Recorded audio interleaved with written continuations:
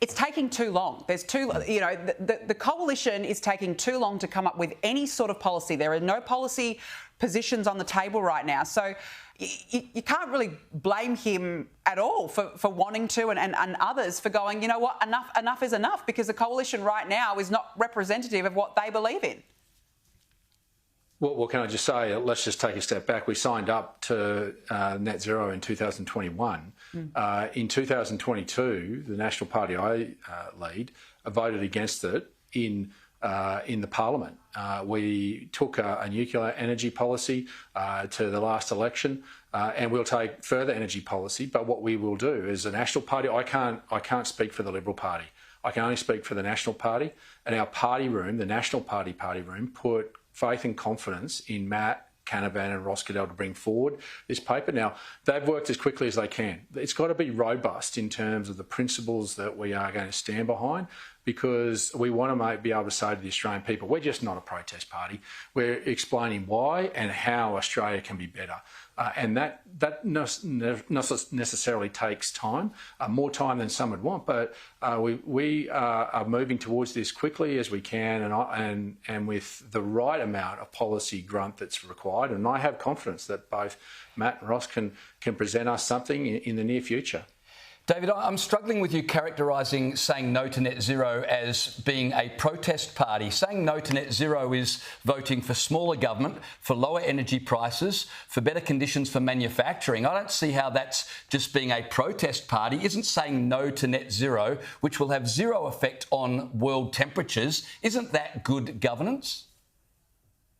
Yeah, we've got to have an energy grid to support it, and we've got to be upfront with the Australian people about what that energy grid looks like. Wouldn't it look There's like a lot coal? of detail in that, because why wouldn't it look like coal? Well, it comes with. We've actually already said coal should be part of that. We've always said that we should be technology agnostic with coal and gas. Carbon capture storage is coming into play. If you get back to first principles of even what people are talking about reducing emissions, well, that reduces emissions. Look at what Japan is doing. Their grid is about 25% nuclear, about 30% renewables, and the balance is Australian gas, Australian coal being burnt, capturing, put it in a boat and either dropping it off in the Philippines in a hole or back here.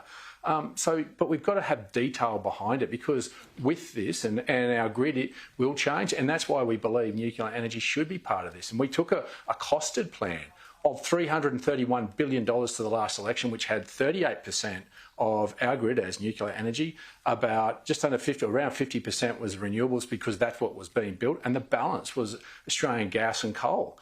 We should have an energy mix. And when you look at the alternative, $1.328 trillion, we've got to be able to say to the Australian people what our plan is.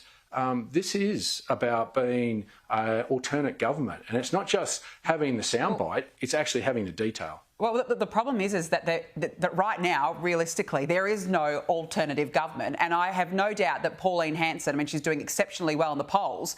A lot of it is to do with the fact that there is voter dissatisfaction with the coalition right now. There's also reports that she's targeting other high-profile coalition MPs to maybe join Barnaby Joyce should he decide to defect to One Nation. She's told Nine newspapers she's got her eye on Matt Canavan, Jacinta Nampijinpa-Price and Colin Boyce. Are you worried that she's could be driving a wedge, really, to say, hey, come over to my side. If they're not going to make up their minds on net zero or other policy, we've got a policy on the table. Do you feel threatened at all by One Nation? Well, I'm first and foremost only worried about the National Party and the processes that our party but does she present a threat, though?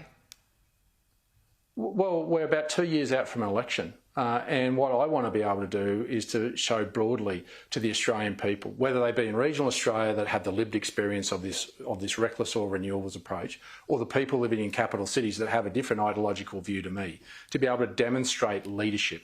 Leadership in an alternative with the details, the costings of what they are going to pay and how we can make Australia stronger, because energy is the economy. But that's before you get into other sectors about extension of the safeguards mechanism, the capacity investment scheme, and even a border adjustment mechanism, which is a tariff that could be put on. So these are the sort of details that it's quick to come out and say, yeah, we're against it, but then we get towed up. Not necessarily on your shows, but in others, that we don't have enough details to stand by. And that's why I've trusted our party room process, and I'm confident in our party room process. That's what we signed up to. I can't say where the Liberals are, but once we've made our decision as Nationals, I think you'll find that we'll stick with it. But I want to make sure that we show the leadership that the Australian people, whether they live in regional Australia or anywhere across this country, that we're going to come back with the alternatives and what that means for you and how much, what those details are and how much you're going to pay. That's what good government is, not about quick sound bites, but good policy. David, just going back to Barnaby Joyce, he says his relationship with you is irreparably damaged. Is that true? Well, my door's always open and phone's always on. I have no issues around Barnaby being part of the team. He's still a member of the National Party, and while he considers his options, if he wants to stay and take up the fight and be part of this process, this decision-making process that we all agreed that we would come back to with the details and the policy backing that we wanted to be credible. If I can just jump in, I appreciate your door's always open, but why do you think he feels like the relationship is so bad that he needs to leave? Well, that's a personal position of Barnaby. I mean, I made him a shadow minister after I defeated him in 2012, and had to have a hard discussion about the party putting new people into these positions to give them a go. Now, obviously, that's not something that he enjoyed, and I accept that. I've had disappointments too. But those are the tough decisions in leadership you've sometimes got to make when you're a leader, and they're not necessarily popular, but you've got to take it on the premise of what's best for the party into the long term and into the future, of giving people a go and blooding them and letting them have that opportunity to shine as well. Do you think he's putting himself before the party? Oh, I think Barnaby's also spoken a lot about policy. So this is the sort of policy stuff that we all agreed we wanted to get to the bottom of. And that's why I put these processes in place with people that I believe would bring good policy solutions to us, particularly on net zero, like Matt Canavan and Ross Cadell, to give us that. And that's what we've been working through. Now, they've had some setbacks and delays in getting some of the detail they'd like, but that's not a malicious act. That was just circumstance. So they've worked as quickly as they can. And when they get that policy, I want our room to sit with the collective wisdom, not of me making the decision or an individual making the decision, but the collective wisdom of our room. That's how the National Party operates. I'm leading the group, but I don't make the final decision. I have to back the room and try and guide the room with good policy information, and then hopefully we can come out the other end and lead the nation in an alternative solution. That net zero has become something about trying to achieve the impossible rather than doing something sensible.